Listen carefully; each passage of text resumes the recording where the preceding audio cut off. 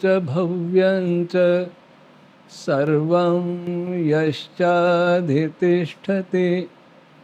स्वर्यस्य च केवलं तस्मै ज्येष्ठाय ब्रह्मणे नमः। प्रिय श्रोतागण, इस समय उत्तरी भारत में आप देख रहे हैं अनेक स्थानों पर बाढ़ और बादल फटने की घटनाएं हो रही हैं। उत्तराखंड में बादल फटने की ऐसी घटनाएं इतनी संख्या में शायद मेरे ध्यान में पहले नहीं सुनी।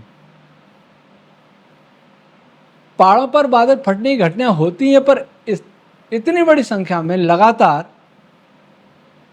कुछ असहज सा प्रतीत होता है। इस बार हम देखें तो मानसून की वर्षा अनेक प्रांतों में सामान्य से अधिक हुई है। यहाँ देखें तो हमारे जालौर जिले में भी सामान्य से अधिक वर्षा हो चुकी है, कुछ तहसीलों को छोड़कर। पूर्वी राजस्थान में बाढ़ आ रही है और वैसे आती भी रहती है, लेकिन इस बार जो विशेष देखा, अभी हम करीब 10 दिन पहले जयपुर गए थे, 10-12 दिन पहले। सब जगह पानी था लेकिन फसल नहीं थी। अर्थात वर्षा चक्र ऐसा बिगड़ा है कि फसल बहुत से किसान बो नहीं पाए, बोई फसल फिर वर्षा हो गई, बेकार बीज बेकार हो गया, फिर बोया फिर बेकार हो गया। और हमारे जालौर जिले में भी कोई अच्छी स्थिति नहीं है। जहां बादल फटते हैं वहां क्या स्थिति होती है, गांव के गांव बह रहे, सेना के कैंप बह गए, बहुत सारे लोग बह गए, पशु बह गए, और हम इन्हें प्राकृतिक आपदा मान करके बैठ जाते हैं। मौसम विभाग और मौसम वैज्ञानिकों का काम केवल इतना रह गया है कि वो चेतावनी दे देते हैं। मैं मौसम विज्ञान नहीं कह के विज्ञान कहूं तो विज्ञान चेतावनी देने के लिए है, टेक्नोलॉजी चेतावनी देने के लिए है, यह भी एक उपलब्धि है। परंतु इस आपदा को बुलाने में क्या विज्ञान का कोई योगदान नहीं है? क्या विज्ञान के दुरुपयोग का कोई योगदान नहीं है? यह तो हमको विचारना पड़ेगा। क्या हमारे विकास का कोई योगदान नहीं है? बादल, समुद्र से पानी ऊपर उठकर जाता है और बादल जब बरसते हैं, बादल जब गति करते हैं, तो उस गति के पीछे और वृष्टि के पीछे क्या विद्युत की कोई भूमिका नहीं है? वैदिक विज्ञान तो कहता है कि वर्षा कराने में, बादलों से वर्षा कराने में और बादल बनाने में भी विद्युत की भूमिका है, वृत्र की भूमिका है। वृत्र वह पदार्थ है जो बादलों को घेरे रहता है, बांधे रहता है, और इंद्र वह पदार्थ है जो उस घेरे को तोड़ता है, वर्षा कराता है। एक बहुत सामान्य बात है ये वैदिक साइंस की। ये कॉस्मोलॉजी में भी घटती है घटनाएं। जब बड़े बड़े कॉस्मिक मेघों में, कॉस्मिक क्लाउड्स में विस्फोट होते हैं, तब भी ये घटनाएं घटती हैं। इंद्र और वृत्र, वही इन बादलों में भी होता है, और इन दोनों के बिना वर्षा होगी ही नहीं और बादल बनेंगे भी नहीं। लेकिन आज इंद्र भी प्रभावित हो रहा है और वृत्र भी प्रभावित हो रहा है। किससे प्रभावित हो रहा है, विचार की आवश्यकता है। इंद्र और वृत्र, इन दोनों का आपस में इंटरेक्शन होता है, इंद्र वृत्त को तोड़ता है। इसका अर्थ यह है कि दोनों ही विद्युत के दो भिन्न रूप हैं। इसका अर्थ हुआ कि बादलों का बनने का, बादलों के बरसने का, बादलों के फटने का सीधा संबंध विद्युत से है। और जब यह फटने के, विद्युत की क्रियाएं अस्त व्यस्त हो जाएं, चाहे वो प्राकृतिक कारणों से हो जाए, चाहे वो मानवीकृत कारणों से हो जाए, तो बादलों के बरसने, बादलों के बनने, बादलों के फटने की क्रियाएं भी एक असामान्य हो जाएंगी। आज लगता है वही हो रहा है। कुछ लोगों का ऐसा भी मत है कि आज जो हार्प टेक्नोलॉजी है, अलास्का में इसके बहुत बड़े बड़े टावर्स हैं, अलास्का अमेरिका का एक भाग है, वो वायुमंडल के आयन मंडल को प्रभावित करता है, आयन मंडल का अध्ययन करता है, उनमें बहुत हाई फ्रीक्वेंसी की वेव्स भेजता है, उन आयंस को डिस्टर्ब करता है, डिस्टर्ब का अध्ययन करता है। वह यह भी अध्ययन करता है कि आयन मंडल मौसम को कैसे प्रभावित करता है। आयन मंडल 50 किलोमीटर से लेकर के 1000 किलोमीटर दूरी तक माना जाता है और बादल अधिकतम 13 किलोमीटर 16 किलोमीटर माने जाते हैं। तो सीधा तो संबंध नहीं होगा, लेकिन चार्ज पार्टिकल, अगर ये हार्प टेक्नोलॉजी अनुसंधान करने के लिए बनी है कि वे चार्ज पार्टिकल जो आयन मंडल में हैं वे मौसम को प्रभावित करते हैं, इसका अर्थ है कि वो बादलों को भी प्रभावित करते हैं, क्योंकि मौसम में बादल भी आएंगे, चक्रवात भी आएंगे, तूफान भी आएंगे, और ये सब आएंगे तो 37 किलोमीटर दूर से ही वो कैसे प्रभावित कर रहे हैं इसका वो अध्ययन कर रहे हैं। अध्ययन करने वाला ये नहीं सोचता कि उसके अध्ययन से क्या परिणाम होगा, उस टेक्नोलॉजी का क्या परिणाम होगा, वो यह नहीं जानता। आज समूची टेक्नोलॉजी इस आधार पर बनी है कि किसी एक प्रयोग के लिए, किसी एक सुविधा के लिए, किसी एक जानकारी लेने के लिए चाहे उसे कितनी कीमत चुकानी पड़े, वो जानकारी लेके रहेगा, चाहे उसका परिणाम मृत्यु क्यों न हो। तो जब हार्प टेक्नोलॉजी से निकलने वाली हाई फ्रीक्वेंसी रेडिएशन आयन मंडल को प्रभावित करती हैं, वहाँ के आयंस को प्रभावित करती हैं, तो निश्चित ही उनसे मौसम भी प्रभावित होगा। अगर आयन मंडल मौसम को प्रभावित करता है तो डिस्टर्ब आयन मंडल भी मौसम को प्रभावित करेगा, दुष्प्रभावित करेगा, इसमें कोई संदेह नहीं है। इसलिए कुछ लोगों का ऐसा मानना है कि हार्प टेक्नोलॉजी के द्वारा दुश्मन देशों को हानि पहुंचाई जा सकती है, वहाँ अतिवृष्टि कराई जा सकती है, वहाँ सूखा पैदा किया जा सकता है, और कुछ लोग तो इसका भूकंप से भी संबंध बताते हैं। तुर्की में जब भूकंप आया था अभी 2 साल पहले लगभग, तो कुछ लोगों का आरोप था कि अमेरिका ने हार्प टेक्नोलॉजी के द्वारा भूकंप लाया गया, वो कृत्रिम था, प्राकृतिक नहीं था। वस्तुतः भूकंप की घटना भी विद्युत से अछूती नहीं रह सकती। भूकंप की घटना पृथ्वी की गति से अछूती नहीं रह सकती। भूकंप की घटना पृथ्वी के उत्तरी ध्रुव दक्षिणी ध्रुव दोनों के बीच में जो क्षेत्र है, मैग्नेटिक फील्ड, उससे अछूती नहीं रह सकती। तो अगर हार्प टेक्नोलॉजी से उस फील्ड को प्रभावित किया जा सकता है तो भूकंप भी लाया जा सकता है। वे भूकंप लाए कि नहीं लाए, या आज अलास्का से बैठा कोई शैतान या कोई व्यक्ति, शैतान ही कहेंगे अगर वो ऐसा करता है, तो इस प्रकार भारत के मौसम को डिस्टर्ब कर रहा है, तो ऐसा असंभव तो नहीं है। हमें नहीं कहते कि ऐसा ही हो रहा है, परंतु ऐसा करना असंभव नहीं है। अगर ऐसा असंभव नहीं है तो क्या भारत सरकार, भारत के वैज्ञानिक या दूसरे देशों के वैज्ञानिक इस बात पर विचार नहीं करते कि जो टेक्नोलॉजी जलवायु को प्रभावित करती हो, मौसम को प्रभावित कर सकती हो, देशों को नष्ट कर सकती हो, प्राकृतिक आपदा ला सकती हो, उस टेक्नोलॉजी का प्रयोग करना क्यों नहीं प्रतिबंधित होना चाहिए।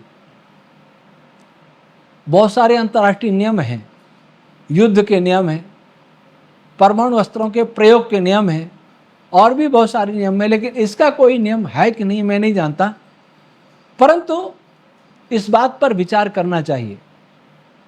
प्राकृतिक आपदाएं आती हैं, मौसम विभाग चेतावनी दे देते हैं, वो ऐसा ही है जैसे कोई किसी के घर में आग लगा दे लगाने वाला हो और चेतावनी दे दे कि 4 घंटे ध्यान रखना, आपके घर में आग लग सकती है।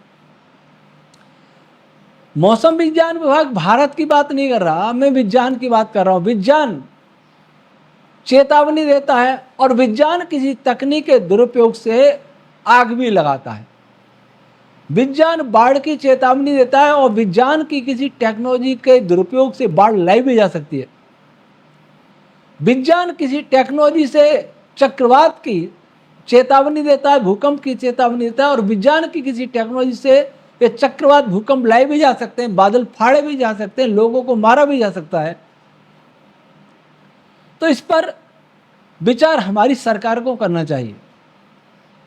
हम आज जिस विकास की बात कर रहे हैं, प्राकृतिक आपदाएं आती हैं, हवाई सर्वे होते हैं और कुछ राहत कुछ लोगों को मिल जाती है और बहुत सारी राहत अधिकारियों कर्मचारियों के जेबों में चली जाती है, वो सारे नेताओं की जेबों में जाती हो।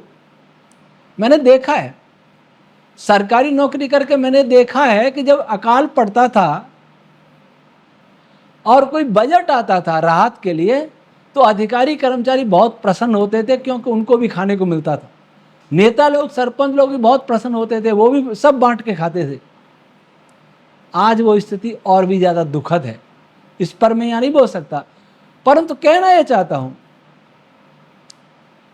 कि सब भाग रहे हैं, सभी अपने काम में लगे हैं, वैज्ञानिक अनुसंधान में लगे हैं, और केवल हर टेक्नोलॉजी क्यों, आज हमारी जितनी टेक्नोलॉजी है वो विद्युत पर आधारित है, मैग्नेट पर आधारित है। रेडियो, चाहे रेडियो तरंगे हों, चाहे इलेक्ट्रोमैग्नेटिक, चाहे कोई दूसरी तरंग हो, सभी विद्युत का ही रूप है। और बिना विद्युत के हम कोई काम नहीं कर रहे। हर घर से लेकर के, हर वाहन से लेकर के, हर गांव गली गली से लेकर के सारे वायुमंडल में इलेक्ट्रोमैग्नेटिक फील्ड भरते जा रहे हैं। आयन मंडल से ऊपर ये तरंगें जाती नहीं, रिफ्लेक्ट होके वापस ही आती हैं। सोचिए जरा कि जो भी हम तरंगें छोड़ रहे हैं, क्या वे उस आयनमंडल को प्रभावित नहीं करेंगी? क्या वो वायुमंडल के अणुओं को प्रभावित नहीं करेंगी? क्या वे बादलों को प्रभावित नहीं करेंगी? अगर कोई कहता है कि न करेंगी, इसका अर्थ है कि वो बिल्कुल भी साइंस नहीं जानता, महामूर्ख है। अगर वो जानता है कि करेंगी, तो क्या हमने कभी विचार करने का प्रयत्न भी किया है कि वो प्रभाव कहाँ तक जाएगा? वो प्रभाव इस धरती पर क्या क्या प्रलय मचाएगा, और प्रलय मचा रहा है। बहुत वर्षा होने के बाद भी फसल नहीं दिखाई दे, चारा नहीं हो, दाना नहीं हो, तब क्या होगा? कल्पना करिए। भूकंप आता है, थोड़ी देर रोना धोना हो जाता है, थोड़ी देर खाना पूर्ति सहायता की हो जाती है, बाकी जो मर गए जिंदे हैं वो आराम से फिर जिंदगी उसी लय में जीते हैं जैसे वो जीते जीते चले गए दुनिया से। आज हम सारी पृथ्वी को गर्म कर रहे हैं। जो बादलों में इंद्र और वृत्त का जोड़ा है, जिनकी दोनों की लड़ाई से बादलों की वर्षा होती है, उन दोनों को डिस्टर्ब कर दिया है। कल्पना करिए, दो शेर आपस में लड़ रहे हों और हम उन्हें डिस्टर्ब करें, वो शेर क्या करेंगे? फिर हमें ही खाएंगे। आपस की लड़ाई छोड़ के हमें खाएंगे। इंद्र और वृत्त के डिस्टर्ब होने से बादलों से वर्षा, बादलों की गति दोनों ही प्रभावित होती हैं, ऐसा हमारा निश्चित मत है। कोई वैज्ञानिक इसको समझे या नहीं समझे तो आगे समझ में आएगी। विज्ञान बहुत सी बातें नहीं जानता है। विज्ञान तो यह भी नहीं जानता विद्युत होती क्या है। अगर कोई जानता हो तो बताए, विद्युत की परिभाषा बता दे, नहीं बता पाएगा। अभी उसे बहुत जानना है। लेकिन विज्ञान जब टेक्नोलॉजी के हाथ में पड़ जाता है, तो टेक्नोलॉजी और व्यापारियों के हाथ में पड़ जाती है, तो कोई नहीं देखता। व्यापारी राजनेताओं की मिली भगत से विकास कैसे सपने दिखाए जाते हैं। मैं कई बार कहता रहा हूं कि इस गति को रोकिए, इस पृथ्वी को गर्म मत करिए। और पृथ्वी का गर्म करने का भांडा किसके ऊपर फोड़ते हैं? कार्बन डाइऑक्साइड पर। लकड़ी मन जलाओ, चूल्हा मन जलाओ, पशु मत पालो, एक सोची समझी नीति के तहत अभियान चल रहा है कि इस धरती से घरेलू पशु, पालतू पशु नष्ट हो जाएं, ताकि सारी दुनिया मांसाहारी हो जाए। और मांसाहार की तरंगें, मांसाहार अर्थात चीत्कार की, दर्द की तरंगें भी इसको प्रभावित कर रही। कोई भी तरंग है ब्रह्मांड में, उसमें गर्मी होती ही है। कोई भी एनर्जी है उसमें हीट होती, हीट बिना कोई भी एनर्जी संभव नहीं है। चाहे चंद्रमा की चांदनी क्यों न हो, शीतल कही जाती है, लेकिन वास्तव में सूर्य के सापेक्ष शीतल है, अन्य लाइट के सापेक्ष शीतल है, लेकिन ऐसा नहीं है कि उसमें से ठंडक निकलती है, ऊष्मा कम है उसमें। लेकिन कोई भी ऐसी तरंग नहीं है जिसमें ऊष्मा न हो। हम जितना उपयोग करेंगे ऊर्जा का, उतना ही हम इस धरती के वायुमंडल को प्रभावित करेंगे।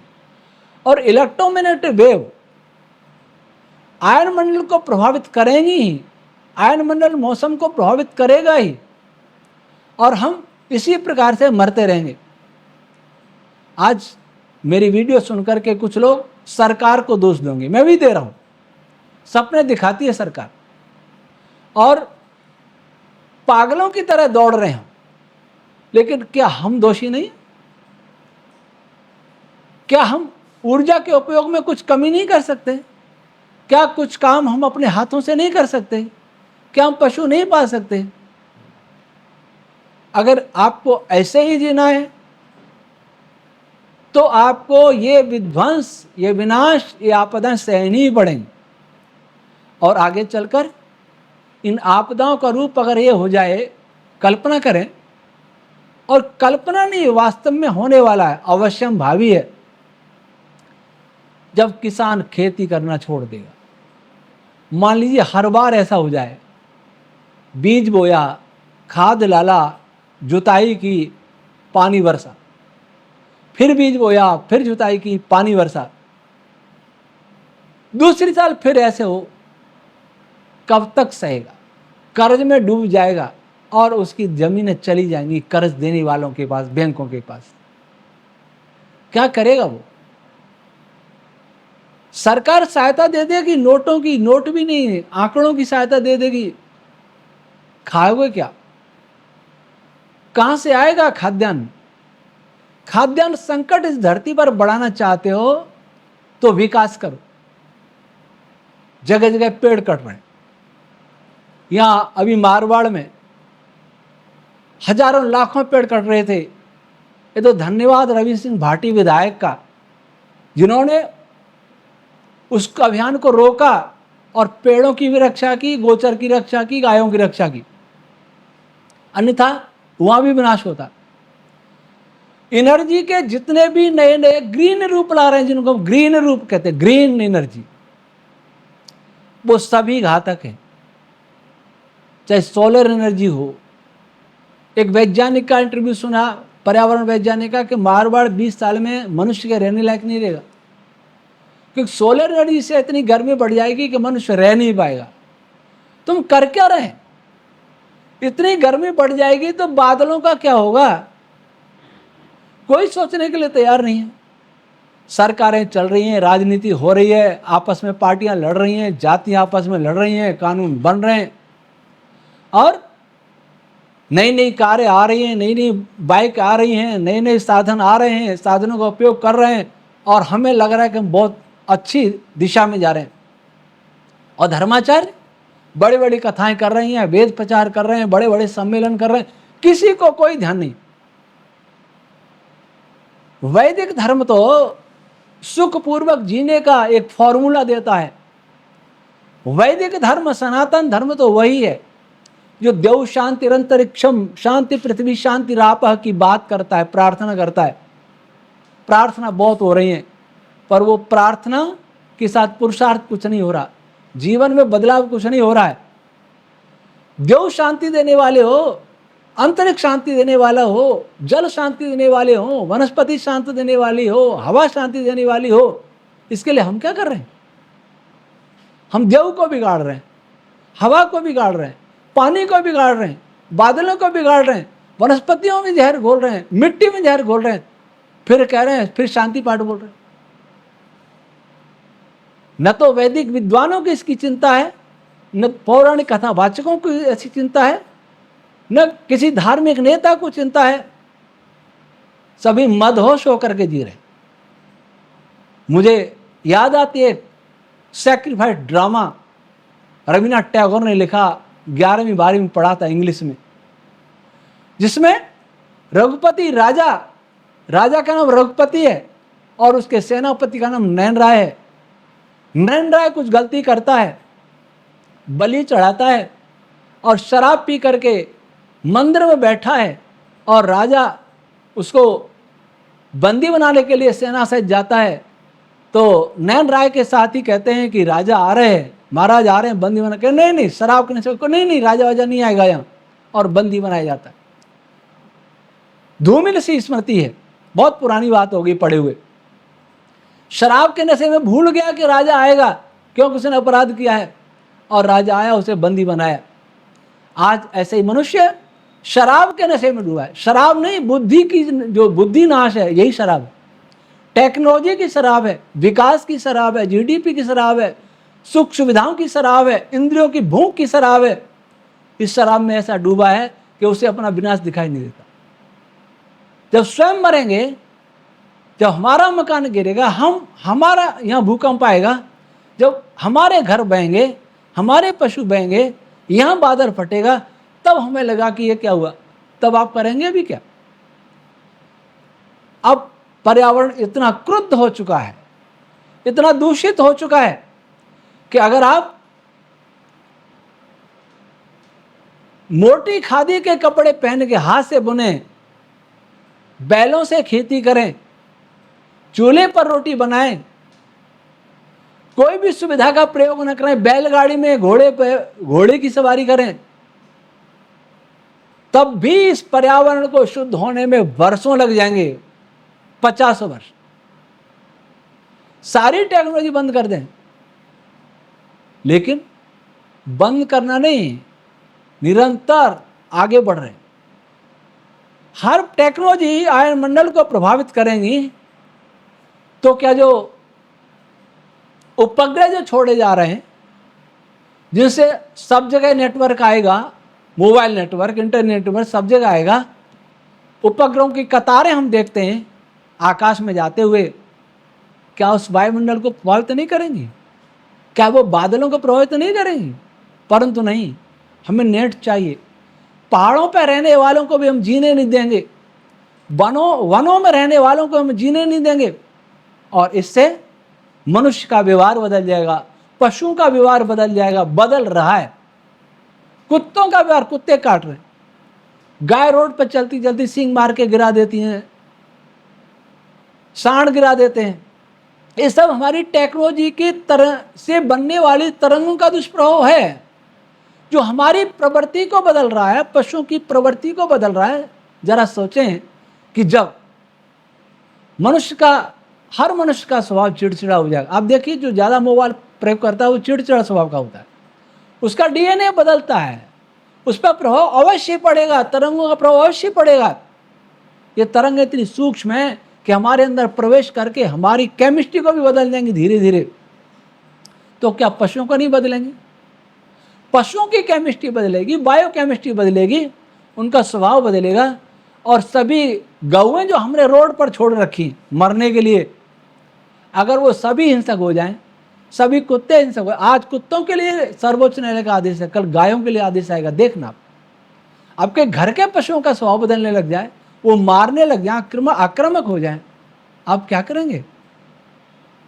इसलिए प्रत्येक भारतवासी नहीं, विश्ववासी का कर्तव्य है कि अपनी जीवन शैली और इसका तथाकथित विकास को लेकर के सोचे, गहराई से सोचे कि वह कहां जा रहा है। 4 दिन की चांदनी, फिर अंधेरी रात आने वाली है। अभी एक और सूचना आ रही है, वैज्ञानिक कह रहे हैं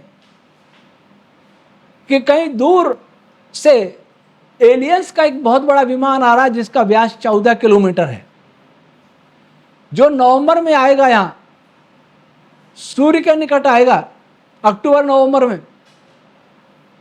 वो धरती पर तबाही ला सकता है। इसके मुझे दो पक्ष दिखाई देते हैं। एक तो कोई इस धरती के वायुमंडल को सारे को डिस्टर्ब करेगा,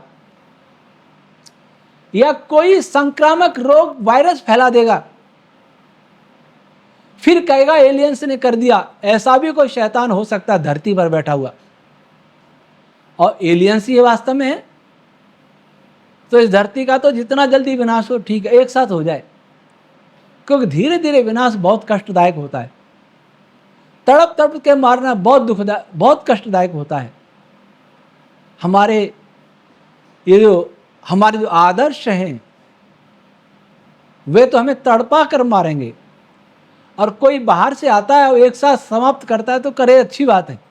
लेकिन मुझे तो आशंका यह है कि उसके बहाने यहाँ धरती पर बैठे शैतान इस धरती को बहुत हानि पहुंचाएंगे, और जनसंख्या को कम करने का जो प्लान बन रहा है,